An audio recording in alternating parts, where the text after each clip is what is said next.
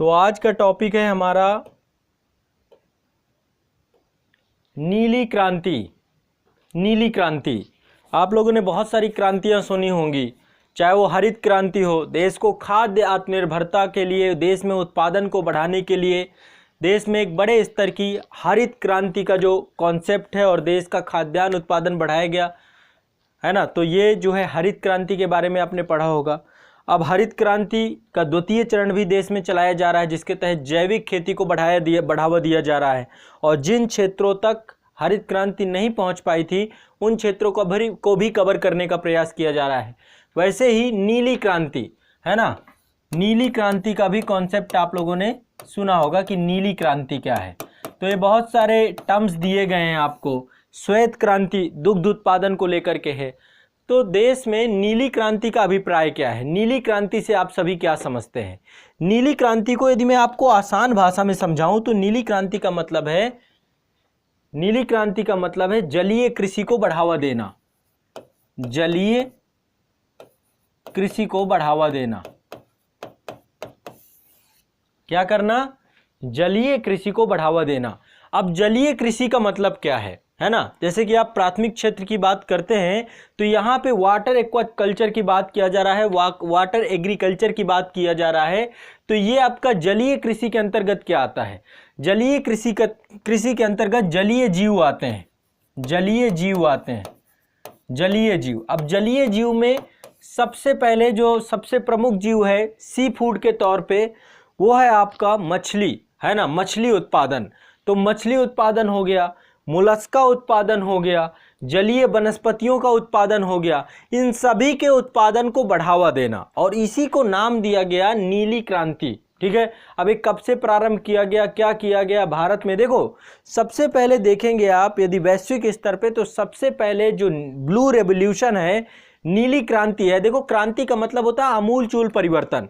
तो वैसे ही जलीय कृषि में आमूलचूल परिवर्तन, इसके उत्पादन को जस्ट दुगना कर देना, तिगुना कर देना। तो उत्पादन के स्तर में अभूतपूर्व वृद्धि को लेकर के कार्य किया जाता है। भारत एक ऐसा देश है जहां पर इसकी अपार संभावनाएं हैं। हम प्रायद्वीपीय देश हैं तो तीन तरफ से समुद्र है, तो समुद्री जो सी फूड है, समुद्रीय जल में जो मत्स्य उत्पादन है। दूसरा आंतरिक क्षेत्र में भी हम बड़े स्तर पे मत्स्य उत्पादन कर सकते हैं। हमारे यहाँ पे विभिन्न प्रकार की बहुत सारी नदियाँ हैं जो सदा नीरा है। हम मानसूनी देश हैं जहाँ पर जो है 4 महीने जो है मानसून की झमाझम बारिश होती है। तो यहाँ पर आपको नदियों में, तालाबों में, झीलों में, जलाशयों में बड़े बड़े बांधों को निर्माण करके या सागरीय वाटर बैंक का निर्माण करके विभिन्न प्रकार के जो आपके जो बांध बनाते हैं उसके पीछे जो कृत्रिम जलाशय निर्मित होते हैं, कृत्रिम झीलें निर्मित होती हैं, उन सब में हम ये जो है आपका जलीय कृषि को बड़े स्तर पे कर सकते हैं। तो विभिन्न प्रकार के जो जलीय तंत्र हैं, सभी जलीय तंत्रों पर यह कार्य किया जा सकता है। और भारत सरकार ने मत्स्य उत्पादन के लिए नीली क्रांति प्रारंभ की है। अब इसके बारे में आपको थोड़ा सा डिटेल से बताऊंगा कि भारत में इसकी शुरुआत कब हुई। सबसे पहले आप एक चीज स्पष्ट करिए, नीली क्रांति की वैश्विक स्तर पर शुरुआत हुई चीन में। और आज भी पूरे विश्व की जो मत्स्य उत्पादन या कि जो सी फूड है उसमें चीन का 70% योगदान है। कितना योगदान है, 70% है। भारत ने नीली क्रांति का प्रारंभ किया 1985 में। 1985 में 7वीं पंचवर्षीय योजना चल रही थी। क्या चल रहा था आपका, 7वीं पंचवर्षीय योजना। 7वीं पंचवर्षीय योजना के दौरान जो है आपका प्रारंभ किया गया ब्लू रेवोल्यूशन, नीली क्रांति जो है आपका प्रारंभ किया गया।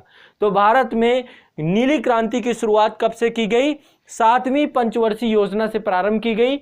और 7वीं पंचवर्षीय योजना के तहत सरकार ने फिश फार्मर्स डेवलपमेंट एजेंसी एक संस्था बनाई, FFDA।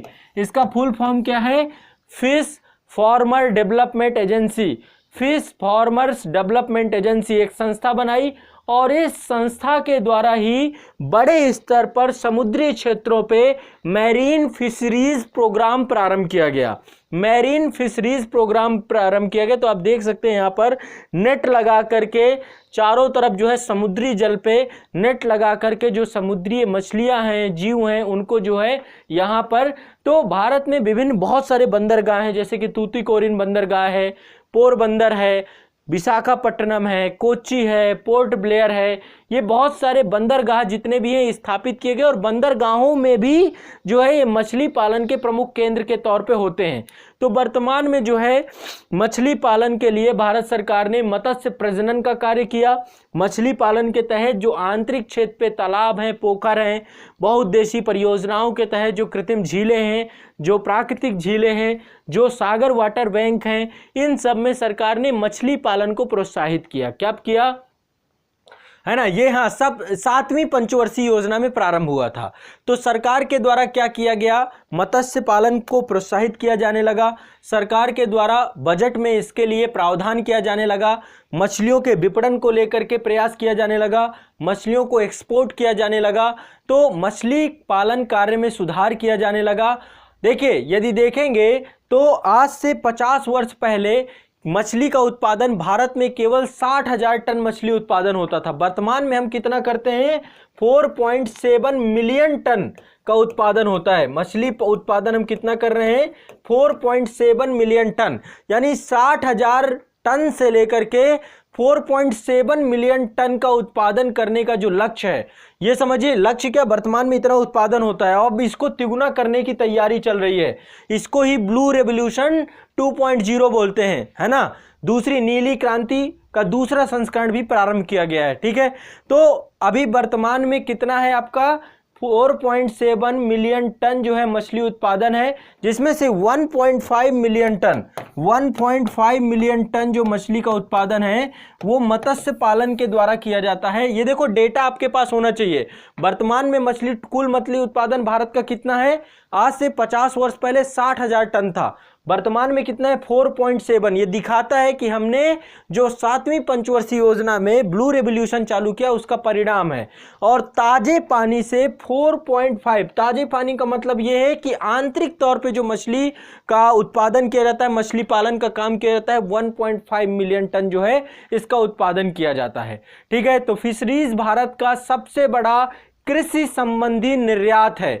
कृषि संबंधी जो हम बड़े स्तर पर एक्सपोर्ट करते हैं, उस एक्सपोर्ट में जो है हम क्या करते हैं, उसी एक्सपोर्ट के अंतर्गत बड़े स्तर पे फिशरीज जो है आपका मत्स्य जो है सबसे बड़े जो है, लगभग जो है 6 से 10% जो है हम इसका निर्यात करते हैं। जो हमारे कुल निर्यात का 6 से 10% हिस्सा इसका रहता है।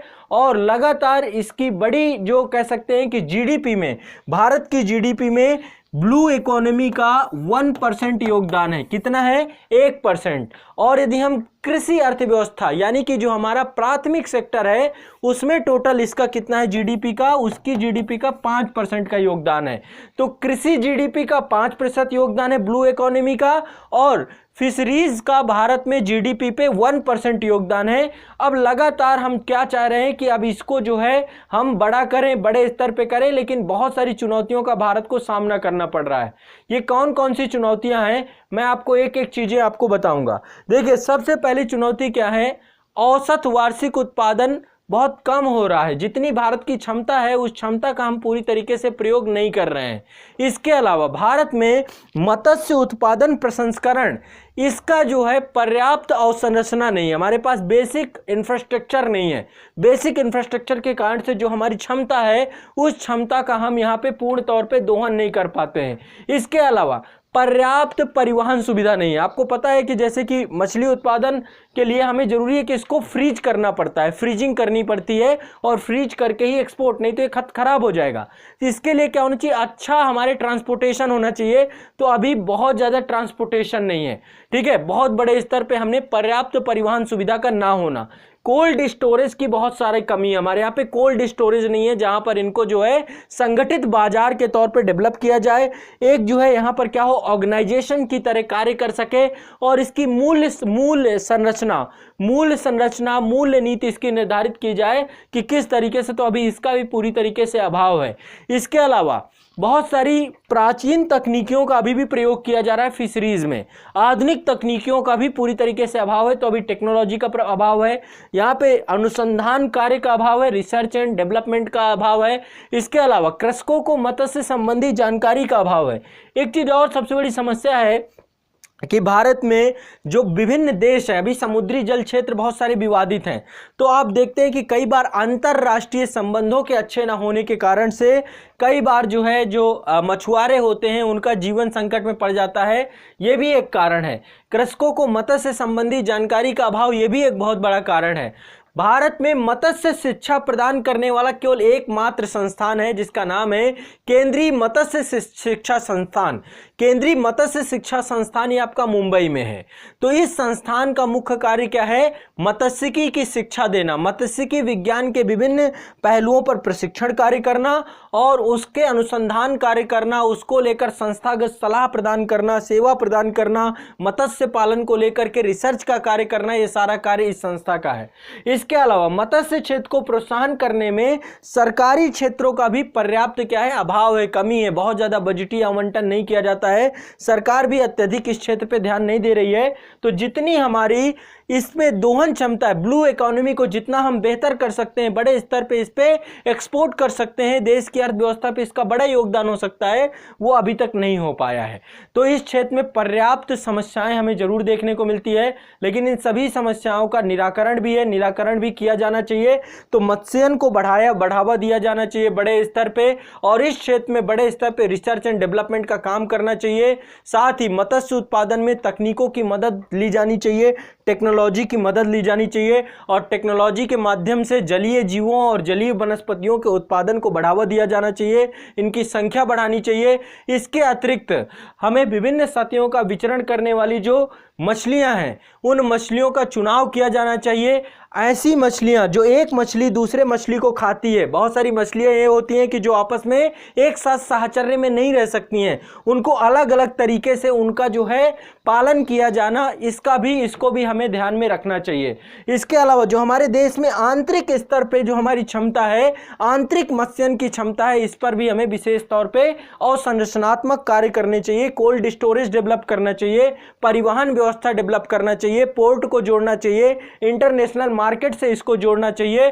तो और मत्स्यन से जुड़े हुए बहुत सारे उत्पाद हैं, बहुत सारी दवाएं बनती हैं, बहुत सारे उत्पाद बनते हैं, बहुत सारे खाने को लेकर के उत्पाद बनते हैं। तो ये सारे उत्पादों को भी बनाने के लिए प्रसंस्करण जो पूरा का पूरा प्रोसेसिंग डिपार्टमेंट है, उसे भी डेवलप करना चाहिए।